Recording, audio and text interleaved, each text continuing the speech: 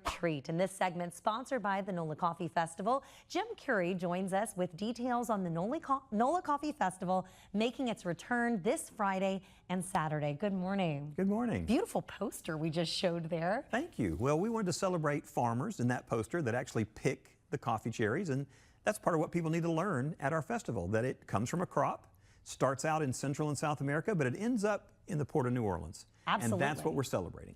And you mentioned, we were talking just a couple minutes ago, this festival is all about education. Foodies, historians, all of those types of folks are going to love coming to learn. That's exactly right. You know, we're a coffee town, but first and foremost, we're a foodie town. So we're all about showing and showcasing all the cool stuff in coffee, the coffee industry. And as a consumer, man, there's so much that you can learn. But I'll also say, as a barista, coffee roaster, coffee shop owner, there's so much you can learn. So we want to celebrate all that, and it's really a lot of fun to learn about the complexities of coffee. Oh, I'm sure. And not just the complexities of coffee, but the way it relates to New Orleans infrastructure and industry and kind of the things going way, way back.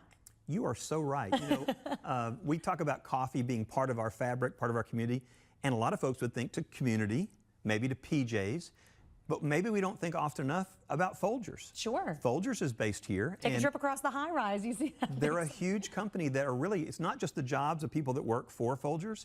There are a lot of other coffee industry jobs based right here in our backyard, and that's amazing. So Folgers is a terrific local coffee citizen, as are several other companies, big, medium, and small. We try to have a safe swim lane for everybody. So even the smallest companies come to our event. Really, really cool. We were talking about how as other cities start to get real interested in coffee and things like that, there are some things that you want to teach people at this festival we want to protect and keep right here in New Orleans. We do. I'll say that coin has two sides. There's some really cool experiences that you can have in coffee all over town, and that's what I would say. You might have a favorite place, you might have a favorite coffee, but just go out and explore a little bit. See how people do it differently. You know, the other side of the coin is the world loves coffee. Coffee's grown all around the equator, and as different cuisines, different cultures interact with coffee, they all do something a little bit different, and we can learn from each other.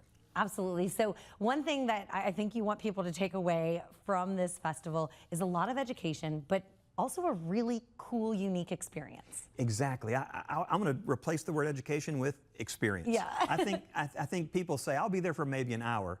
You better allow 2 or 3 hours, because there's coffee cupping, there's home roasting demonstrations. You might decide you want to start roasting your own at home. There's all kinds of flavor profiles and flavor wheel discussions. We even have farmers coming in from around the world. You could talk directly to the coffee farmer. There's a lot you can learn at our event. Oh, that sounds really, really awesome. Coffee cupping, now that is like a tasting flight of sorts? Good question. Yeah, a lot of times you see it in a circle arranged like a clock. Okay. And they'll take with different concentrations and they'll change it a little bit as they go around the table. And experts will walk in and kind of taste out the coffee and test it out. They're just sort of evaluating this particular group of beans. Does it bring out the flavor, the aroma, the body that you were looking for? And by cupping it and having different people score it, they sort of get to a consensus of what this particular coffee tastes like. And if you think about it, 100 years ago, when they imported coffee, they didn't have the internet, they didn't have smell-o-vision. They had to find a way to grade coffee and communicate to the people back in the States, do you want this flavor or not? Coffee cupping is an echo to that old-fashioned way of how do you explain flavor to the next person? And there's the history combined with the current day tasting. Very, very cool. If you are wanting to go check this out, and I think that you do, NOLACoffeeFestival.com is where you want to go. Online tickets, you can get in for as little as $20, online for the next day or so. Then we're going to shut that down, and you'll have to buy them at the door. But we have plenty of tickets, so feel free to join us. It's Kenner Pontchartrain Center, right out there by the lake. Perfect. Thank you so much for joining us this morning. I appreciate it.